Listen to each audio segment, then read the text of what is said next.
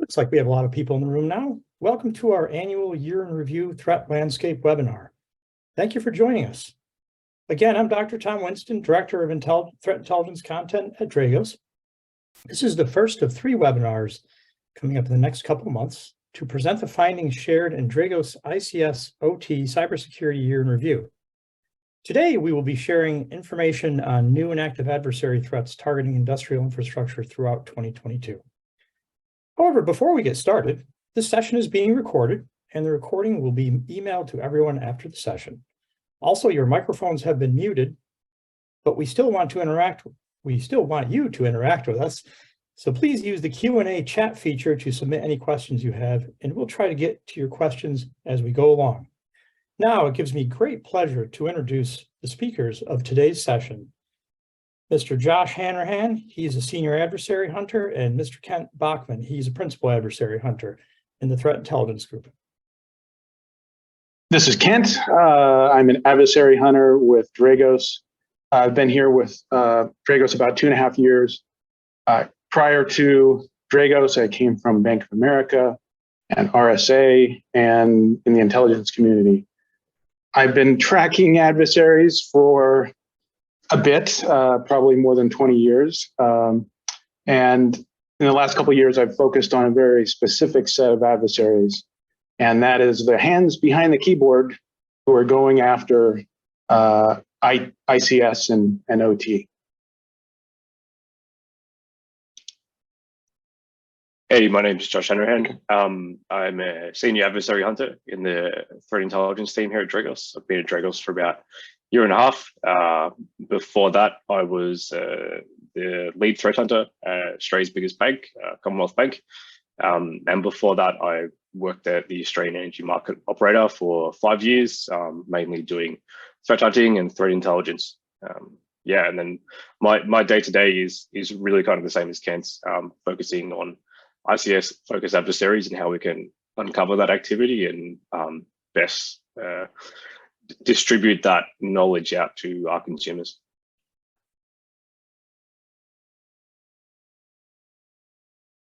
So we're gonna touch on the ICS cyber kill chain a lot in today's presentation. So we just wanted to kind of define a little bit between stage 1 and stage 2 and what that kind of means. So when we're referencing stage 1, that really details capabilities about initial access survey to enterprise IT environments.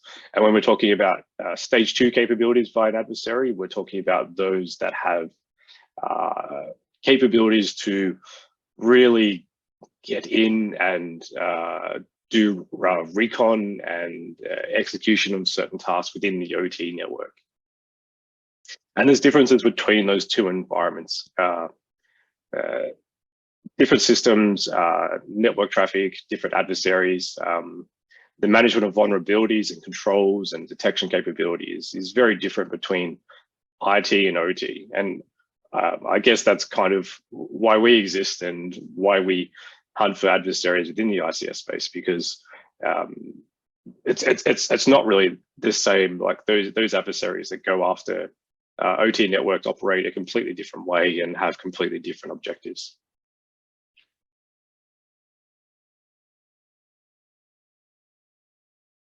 We have seen a pretty consistent increase in threat activity over the years.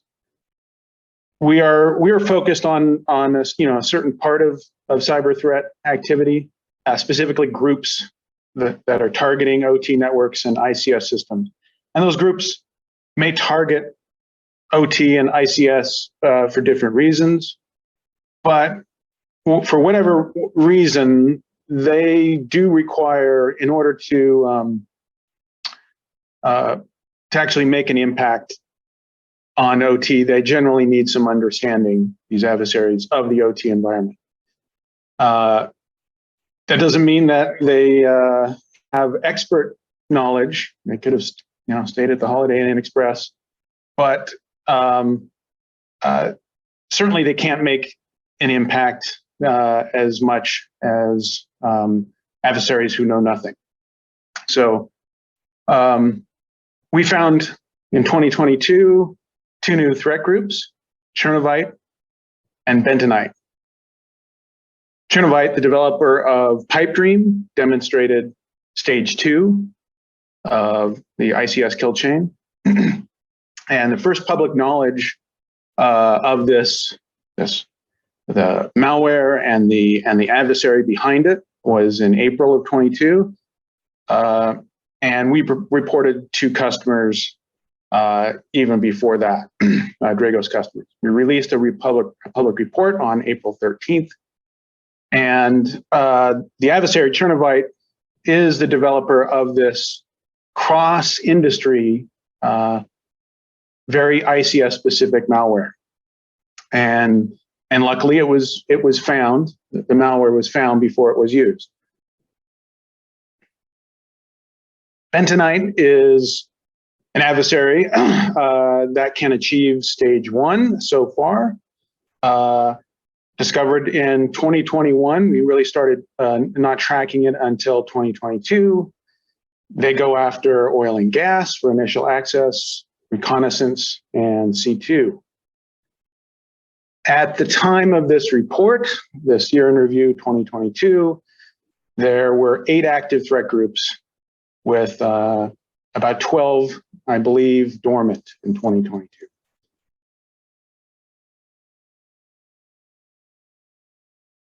Josh, you can take over CHERNOVITE. Cool. So talking about CHERNOVITE, as Kent mentioned, new in 2022, and they're an ICS system specialist. They're a sophisticated threat group and the developer of Pipedream, which is the 7th ICS-specific malware, following Stuxnet, Avex, Black Energy, Crash Override, Trisis, and Industroyer 2. Initially, targeting was seen against liquid, natural gas, and electric in the US and Europe. That doesn't mean that it can't work elsewhere. These operators would need knowledge of ICS protocols and techniques to produce an effect in OT environments. This is a highly skilled adversary. This isn't,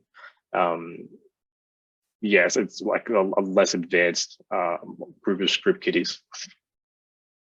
We assess with high confidence that CHERNOVITE is highly motivated, well-funded, and skilled, and they demonstrate significant ICS knowledge and advanced development capabilities with a focus on disruption, degradation, and potentially destruction of industrial environments. And as Kent mentioned, yeah, they've developed the capabilities to achieve stage 2 of the ICS cyber kill chain and execute an ICS attack. And this is just a little bit of an adversary baseball card that kind of walks through ICS impact as well as different various attributes of the diamond model.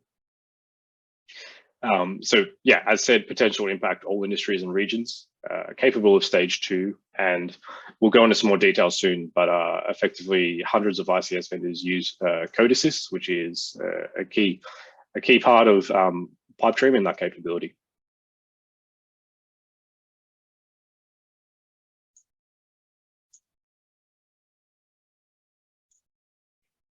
So Pipedream was developed to manipulate and disrupt industrial processes, and it's the first time we've seen a destructive or disruptive ICS-specific malware that is cross-industry with a repeatable attack framework. So this is comparable to Metasploit or PowerShell Empire, but for ICS. Just for historical purposes, Crash Override, for example, was only ever going to work on transmission sites in electric. And Trisis only worked in petrochemical with a specific TriConnect safety system. This is really an evolution in capability development in ICS OT. It's still active. There is no easy fix for this. No ISEs, Suricata rules, etc. are going to fix it. It leverages native functionality of the protocols, such as OPC, UA, and Modbus. It's cross-industry, repeatable, scalable, and cross-capable. So it's a little bit of a small graphic there, but CHERNOVITE can execute 46% of MITRE attack for ICS techniques with Pipedream across the 5 modules that it has. So Evil Scholar, Bad Omen, Mousehole, Dust Tunnel, and Lazy Cargo. So really quick overview of these. Evil Scholar is a framework to interact with code assist controllers, initially targeting Schneider Electric. Bad Omen is a remote shell to interact with Omron controllers via Omron HTTP API and FINS protocol. Mousehole is a multi-platform toolkit to interact with OPC UA servers. Dust Tunnel is an implant used for C2 and recon. And Lazy Cargo is a user mode Windows executable that drops and exploits a vulnerable ASRock motherboard driver to then load another unsigned driver. So yeah, as mentioned, initially developed to target Schneider Electric and Omron PLCs that are commonly used in LNG and electric industries. And Pipedream uses native functionality and features in ICS systems to achieve its objectives. So Modbus and OPC UA, which is a common ubiquitous ICS comms protocol common in OT networks. Code Assist, which is a software component, is widely across many vendors. So we're talking hundreds of vendors here and thousands of devices. These are used in the electrical grid, oil and gas pipelines, water systems, manufacturing plants. I urge everyone to look at existing white papers for more in-depth analysis of Pipedream. We had the initial one last year, and then we've also done some follow-up research as well, but you can find all of that on our website.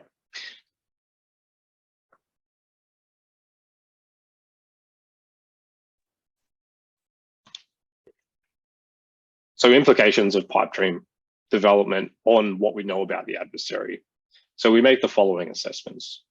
The breadth of knowledge required to develop these tools indicates that CHERNOVITE is skilled in software development, has knowledge to achieve an impact, is very well funded with a budget for acquiring devices to test how this toolkit would work, and is well versed in ICS protocols and OT network intrusion techniques.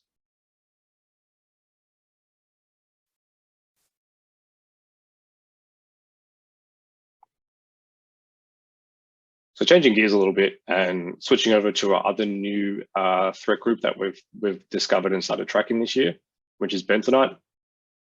So opposed to CHERNOVITE, which is heavily funded and very capable in stage 2, Bentonite is more of an opportunistic exploitation focused group, which so far has demonstrated stage 1 capability.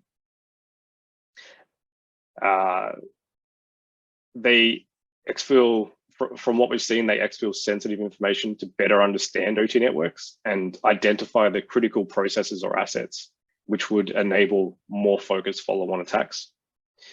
They're a new threat group, and they opportunistically target maritime oil and gas, state, local, tribal and territorial governments, and manufacturing sectors since late 2001. Their main focus has been espionage and targeting vulnerabilities in internet exposed assets to facilitate assets. Next slide. All right, so touching just a little bit on kind of techniques here. They exploit vulnerabilities in internet facing assets and remote access devices. So observed Log4j, for example, and VMware Horizon vulnerabilities. Once they achieve initial access, they next move on to delivering a downloaded type malware. The downloaded implant retrieves additional malware implants from an adversary created GitHub account. That implant allows the adversary to gain C2, recon, and then perform interactive operations. We found that the adversary does make trade-off between objectives depending on what their tasking is. Long, persistent intelligence gathering, behaviors were more better for kind of strategic and long-term objectives, but we've also seen them do more of short-term type techniques and then facilitate, more impactful disruption a little bit later on. And they have been to that effect. They have been seen causing disruptive effects from deploying ransomware wiper malware.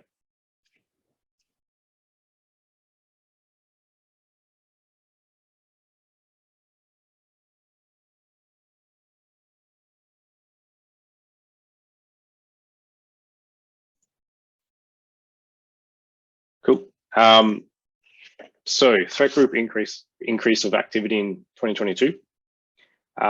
So as much as we've had 2 new threat groups that we've started tracking, out of our previously tracked groups, we've seen 6 exhibiting activity in 2022. Many techniques used by these threat groups used to gain initial access really kind of signal the importance of having secure remote access in ICS and OT environments. 44% of our service engagements included the finding about shared credentials in OT systems, the most common method used for lateral movement and privilege esque. So shared credentials here being the same credentials used for both IT and OT networks. So starting with CHERNOVITE, we observed a possible link to adversaries sharing common infrastructure with CHERNOVITE, along with reports of exploitation of vulnerabilities linked to APT5. CHERNOVITE has previously targeted power generation operations in North America and Australia and has achieved stage 2 before. And we've observed solid links between CHERNOVITE and what others track as APT5. Moving on to CAMASITE, victims of multiple sectors were observed communicating with CAMASITE's Cyclops Blink C2 infrastructure. And then the malware used for Cyclops Blink was later subsequently removed from the vulnerable firewall devices. CAMASITE primarily targets victims in Europe, including Ukraine and the US. Xenotime, they're most well known for their first industrial safety system targeting malware as Dragos.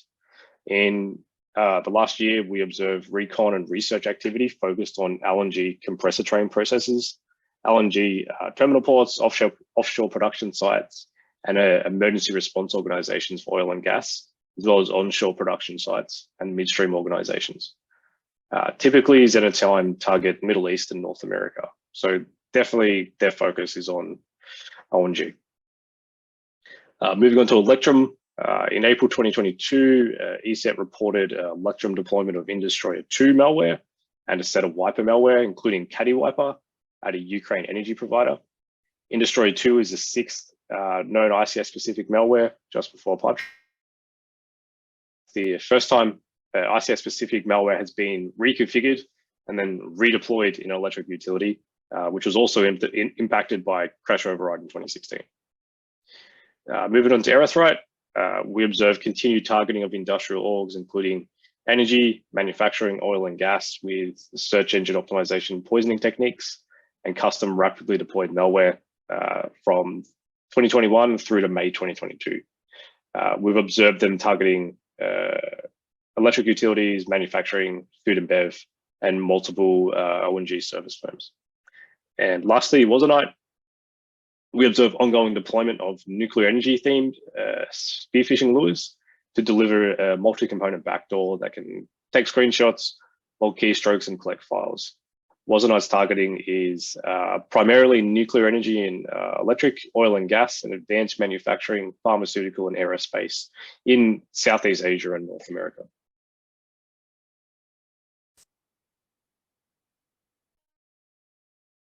Let's get a little bit into CHERNOVITE.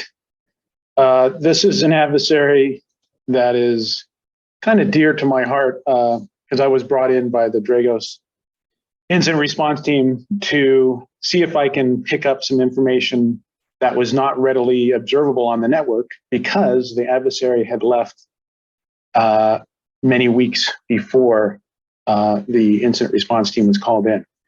So when we came in, we determined that they had a very specific set of plans that they wanted to accomplish. None of those included turning off the lights, but I think it was possible that they could have. So this was in 2021. CHERNOVITE has shown a pretty high level of operational discipline and a significant amount of network device knowledge. They didn't go lackadaisical from one to the other. They went straight. Clearly, they've done this before.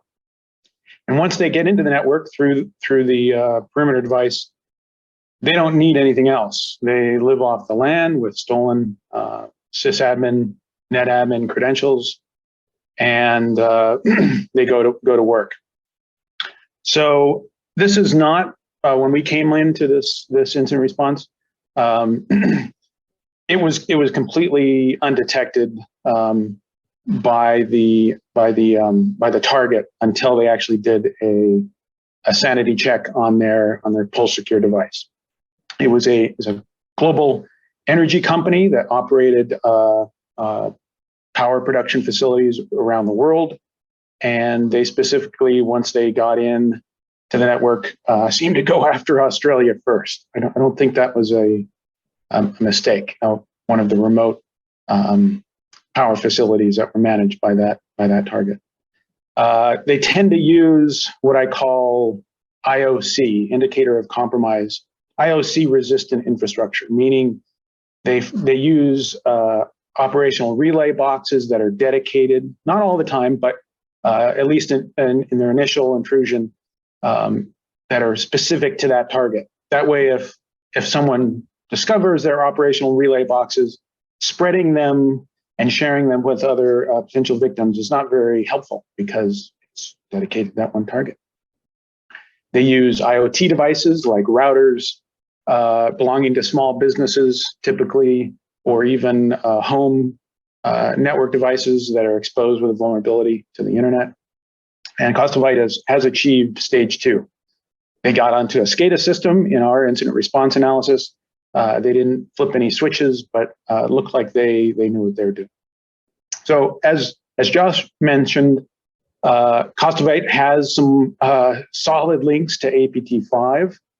And APT5 over the last few years has specifically gone after these enterprise remote access devices that have no endpoint protection. So once they're on, they'll install web shells or other tools to relay their traffic, and often capture credentials, steal all of them, get those net admin or sysadmin or both credentials, and move from there. And they could behave very similar to a sysadmin and a net admin. So if we look at APT5, we've established some links with CHERNOVITE and APT5. Since 2019, APT5 or a subgroup UNC 2638 have gone after Citrix. They've gone after Palo Alto. They've gone after Fortinet. They've gone after Sophos and SonicWall, usually with 0 days. They make the perimeter transparent. If you're relying on your perimeter, your internet-facing perimeter, to save your ICS and OT networks, it is probably not the best decision if CHERNOVITE is your adversary. And once they've got on, because of these O days, they mimic sysadmin and regular netadmin. They tend to. Now, we haven't seen them disrupt anything yet. They seem to be espionage, aka information gathering. But if they were to turn that switch where they have a different mission, that could be critical. Alluded to went after the safety instrumented system of a specific vendor product called TriConnect. But this seemed to be a proving ground for the adversary. With just a few more or better targeting, they could have had some serious impacts. So Xenotime tends to go after credentials. They have their very dedicated custom that doesn't cross over the credential harvesting activities of any other groups. They do use off-the-shelf tools. They target oil and gas, electric utilities in the Middle East and North America. They use both virtual private servers, VPSs, as well as compromised, usually third-party legitimate infrastructure, and often European web hosting providers. At one time, they used an Asian shipping company for a relay. They have demonstrated disruptive ICS capabilities, such as the 2017 crisis incident. And just want to highlight, this is the first malware crisis to specifically target human life.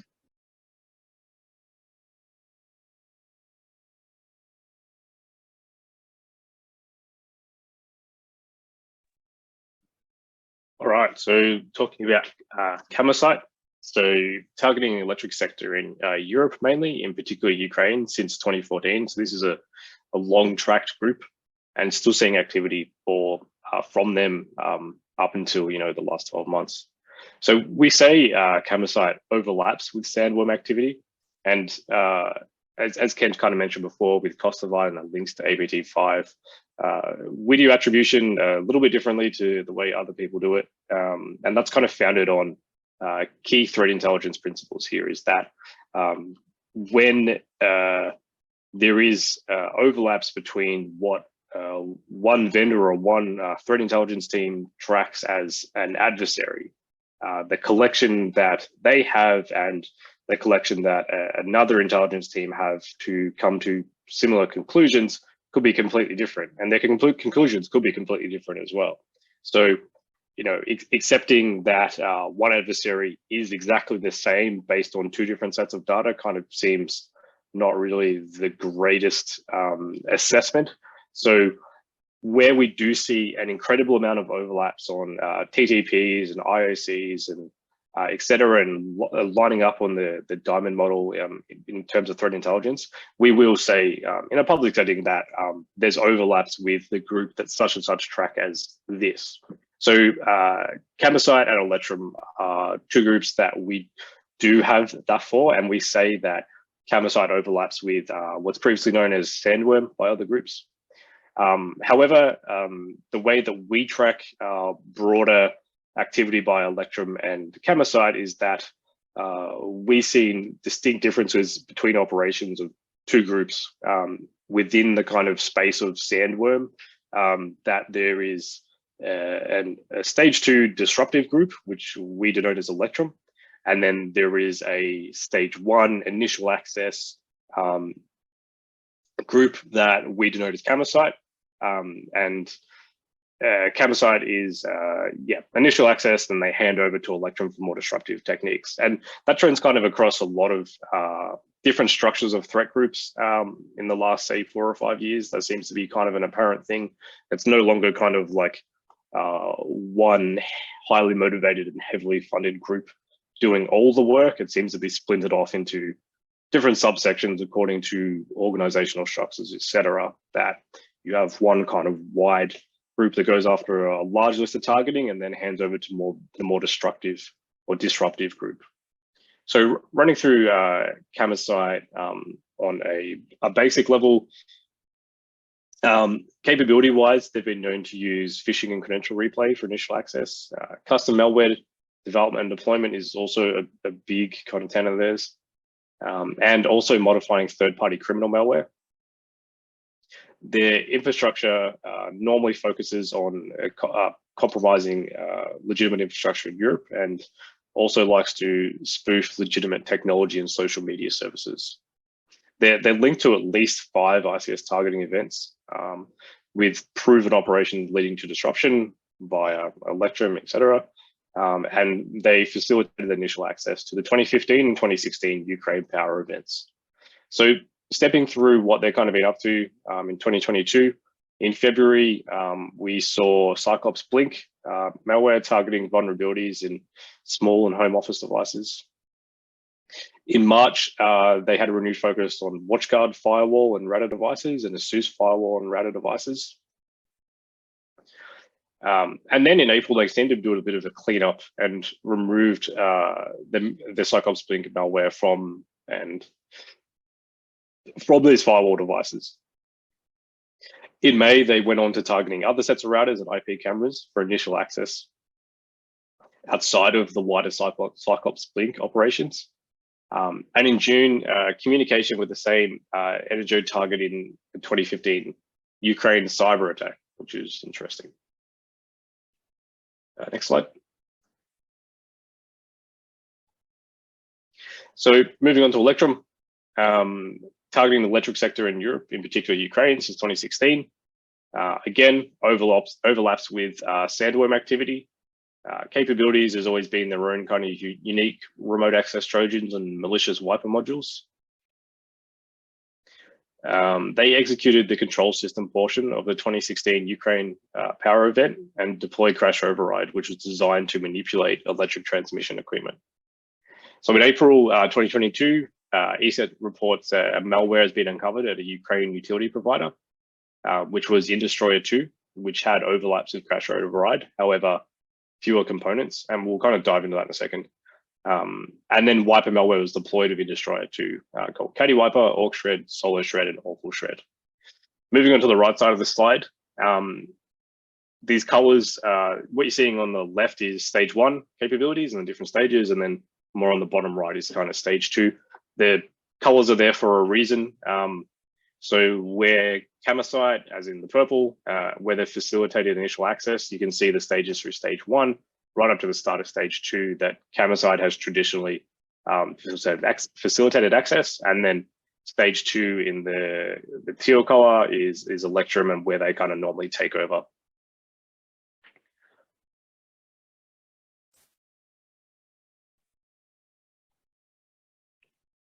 So a quick overview of Industroyer 2.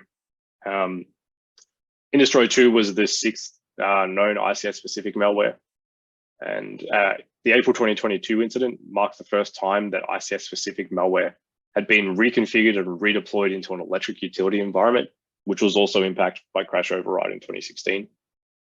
Industroyer 2 utilizes International Electrotechnical Commission IEC 104 protocol to control and communicate with industrial equipment.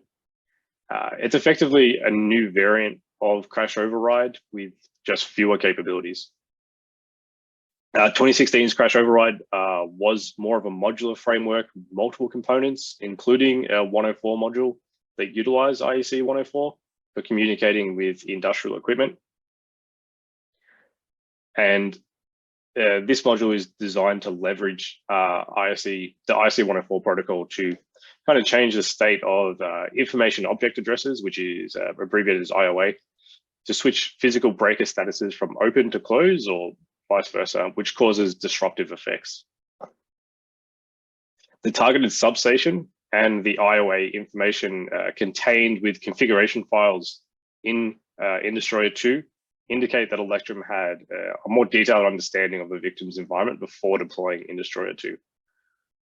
So if we're kind of looking at this overview of the Purdue model, what we're saying from level 2 is where you would see execution, moving down into level 1 and the IIC 104 traffic to the substation, which then directly manipulates the breakers in level 0.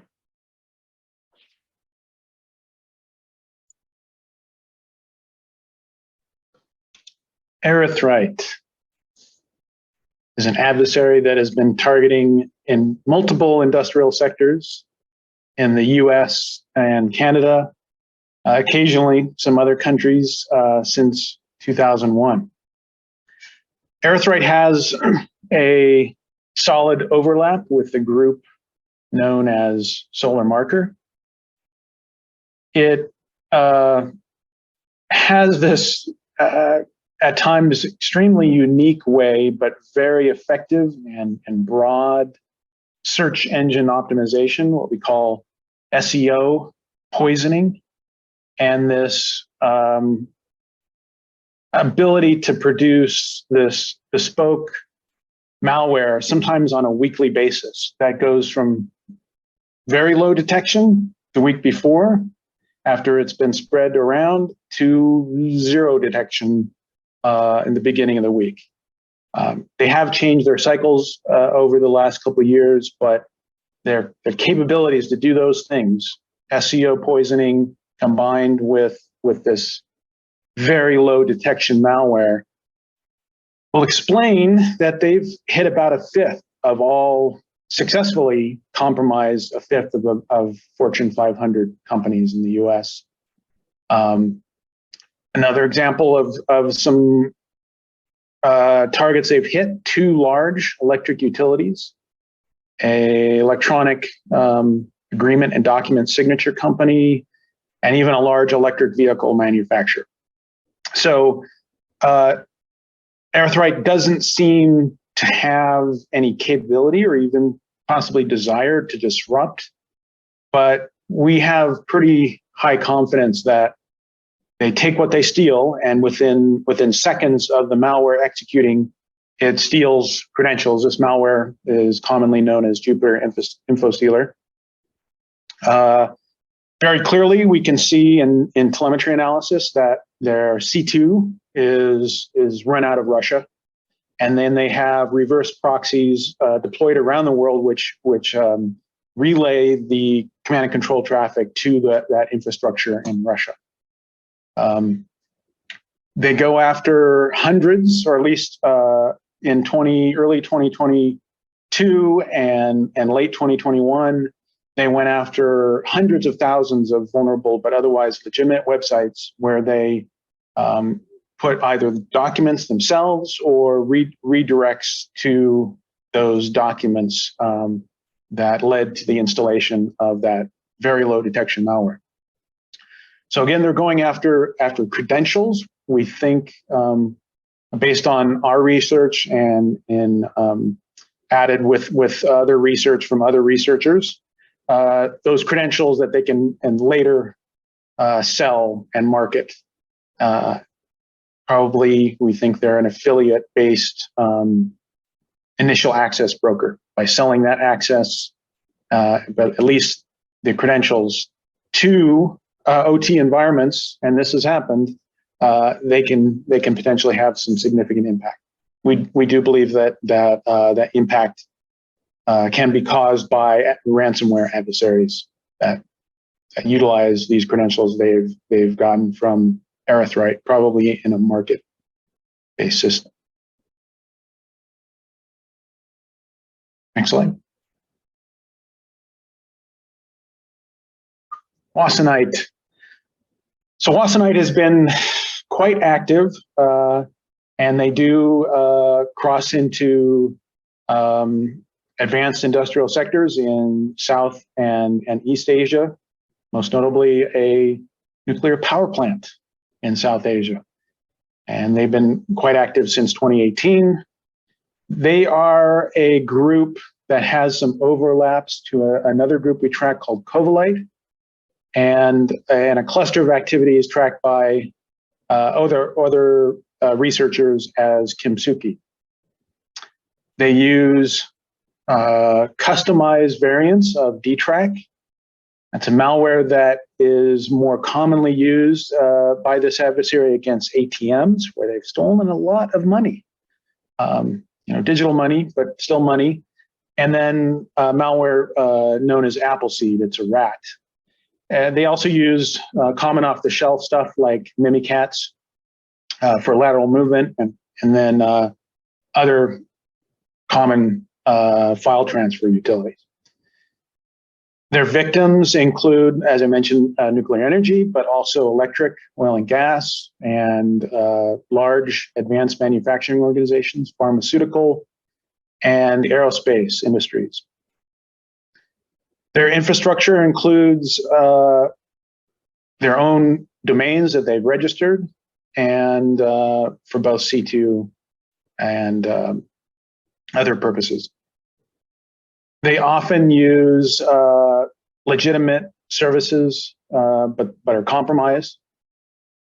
And they focus on targeting ICS-related organizations. We do believe that they're not just going on after organizations that have ICS networks by chance. Anything that has value to them, to their target, is something, and if it was taken offline, they're going after that. And we think most of their stuff is for information gathering, but they have demonstrated that they could disrupt if they wanted to.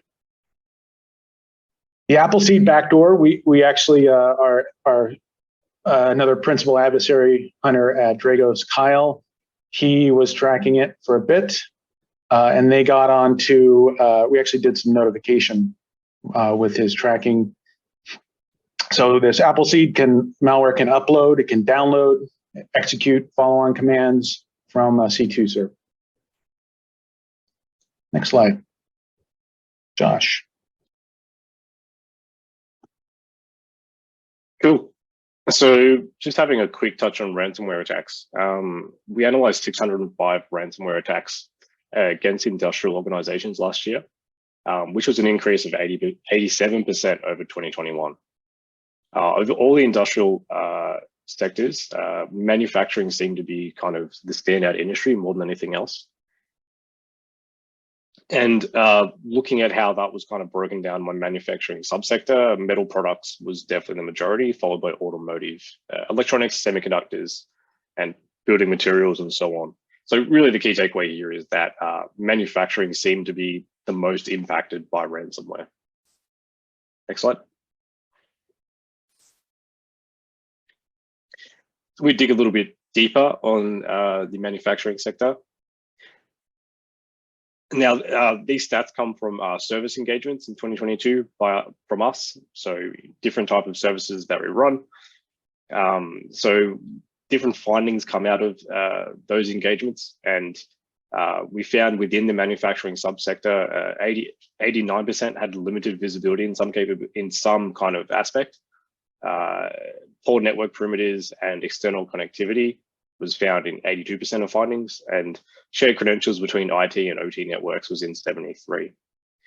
And running through the year, some major manufacturing organizations that were impacted.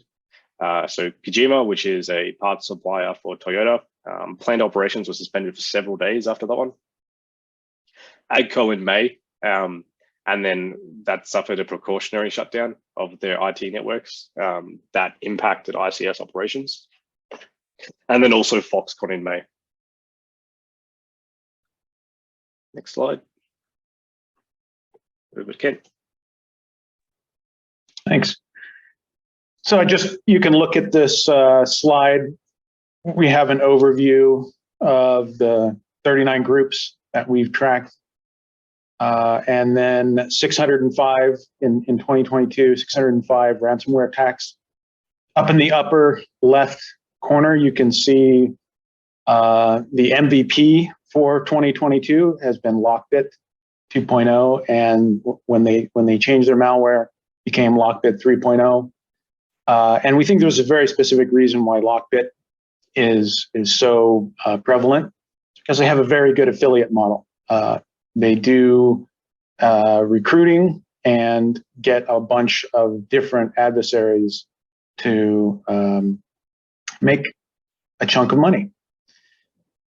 Before they shut down in May, Conti was a heavy hitter. And if you look at all of 2022, Conti, if they would have not shut down in May of 2022, they may have had a pretty good run for the lead with Lockbit. And then down in the lower left, Black Basta, and I want to mention Black Basta in the next slide, but you can see some of the other ransomware groups on the right. They represent a whole different plethora of criminals going after stuff that has impact. And the most impact you can generally get is when the adversary hits ICS and OT, or causes a customer to shut those down because to prevent further infection or a long period of time of being locked. Next slide. So Black Basta, it's not the most prolific, but I do want to focus a little bit of time on this. We're already at 47 after the hour. Maybe not as much time as I want to. So while Black Basta may have some affiliates, and we don't have high confidence that they do, they aren't the normal scum and villainy recruited from criminal forums and chats.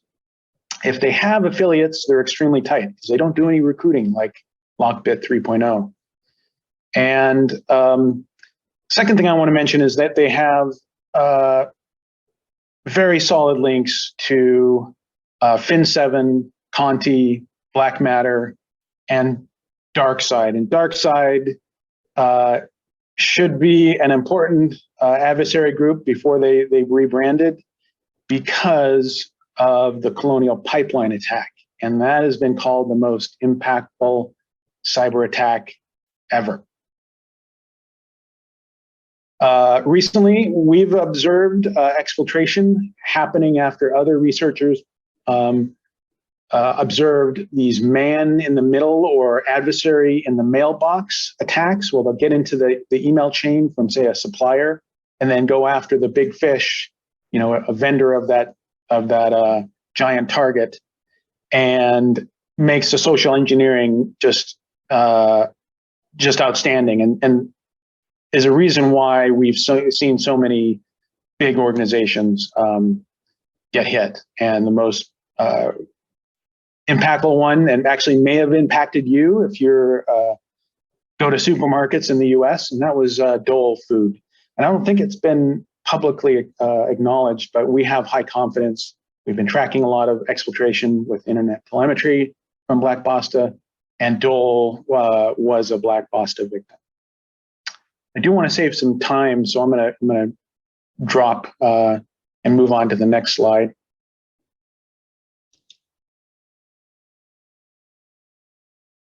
Okay. So a few things that we really want to kind of highlight for people to take away today.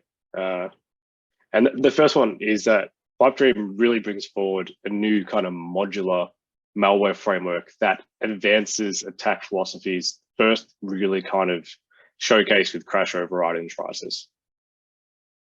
Secondly, the adversary group related to Pipedream, CHERNOVITE, presents a concerning threat to all ICS organizations. And we really urge everyone, whatever kind of ICS sector you're in, to familiarize themselves and understand the threat. So many resources on our website to go and have a look into that. Thirdly, our track strike groups continue to target ICS entities with both old capabilities, such as Industroyer 2, which is kind of like a repackaging of a specific module of crash override, and then new capabilities, as we're seeing, with the camera side going after custom malware for routers and firewall devices, etc. Next slide. Bentonite is another good takeaway. They have exhibited stage 1 and evidence of OT data exfiltration from O&G and manufacturing. So familiarizing yourself with how that kind of attack path looks like, and where your kind of critical assets are, and if you are in those kind of O&G and manufacturing sectors, and where's that proprietary or critical recipes as such stored within your ICS network, and what might an adversary go after? On to ransomware. Manufacturing is a standout ransomware sector by a very large margin, and all manufacturing organizations should factor in ransomware threats to their threat models if they haven't already. Next slide.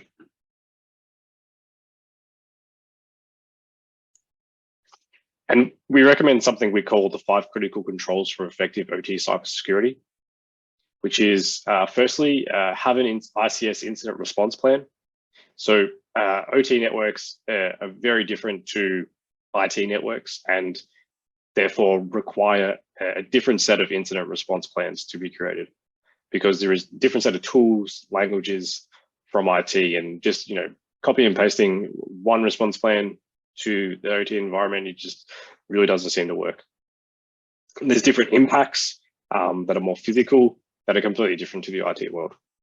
Secondly, defensible architecture. OT security strategies often start with hardening the environment. So removing unneeded network access points, maintaining strong policy control, interface points between IT and OT, and mitigating high-risk vulnerabilities. But perhaps even more important than that is the people and processes to maintain it.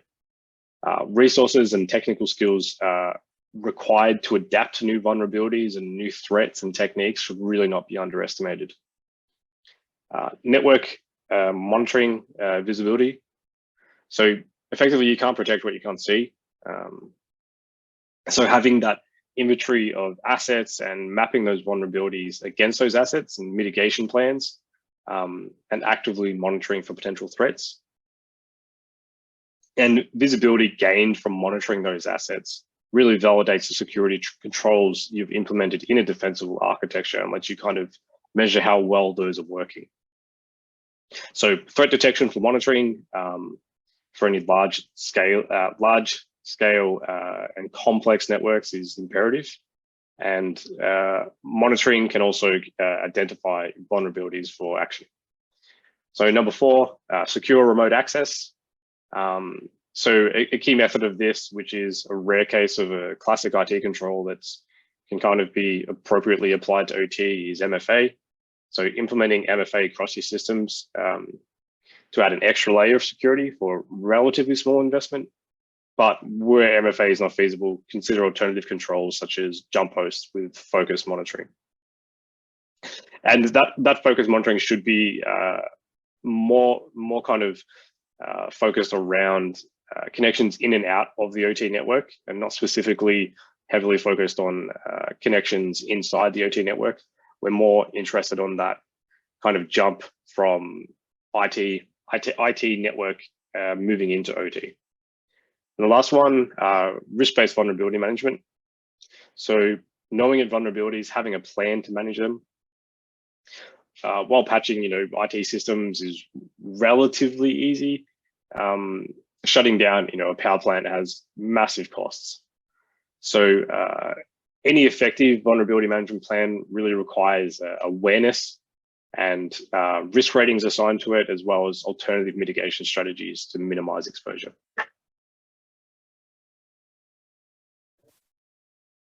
Okay, now we have some time for question and answer session. A little bit of time. Thank you, Kent and Josh, for the amazing content. First question that I think I'd like to get an answer, get some thoughts. What is the lowest level of the Purdue model that you've seen active threats? Did it stop at the field controller level, or have you seen anything at the sensor or actuator level?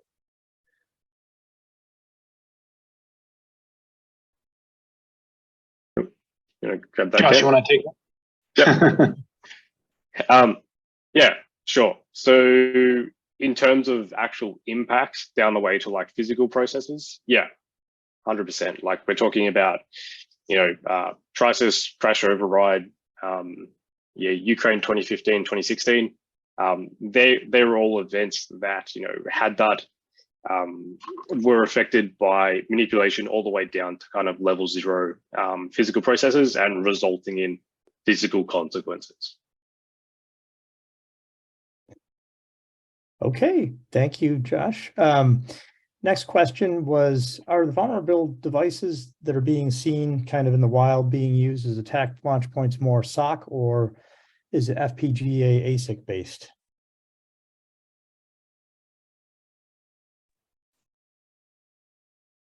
Well, for example, I would say most, it depends on which adversary, but I would say most system on a chip. Yeah, I would say SOC based is my answer for IoT. Are you talking about a relay? Is that what he meant? Or he or she? Yes, I believe the question was about, FPGA or ASIC based. Yeah, so it would be probably more SOC. I would agree, Kent, that it's probably more likely SOC based. Yeah, I haven't. I did see a Huawei router that was actually on the perimeter of a chemical plant, and it was used to target an airline.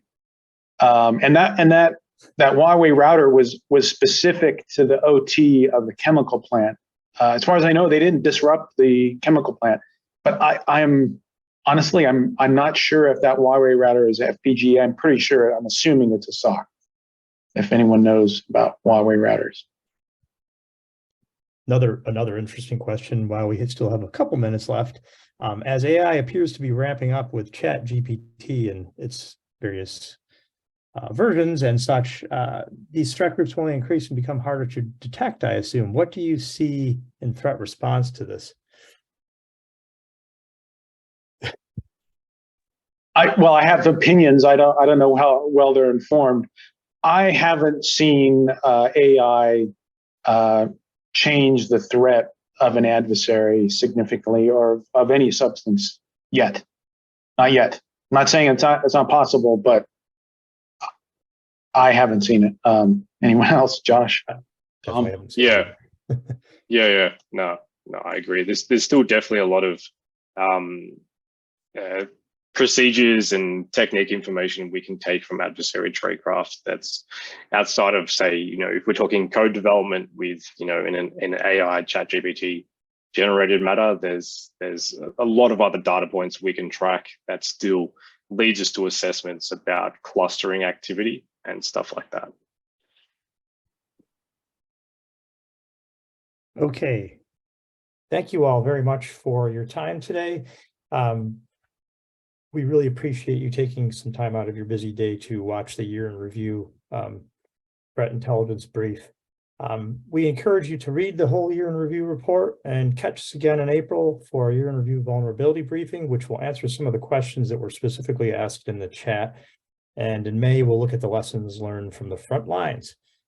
Thank you again for your attendance and have a wonderful day, evening, night, or wherever you are.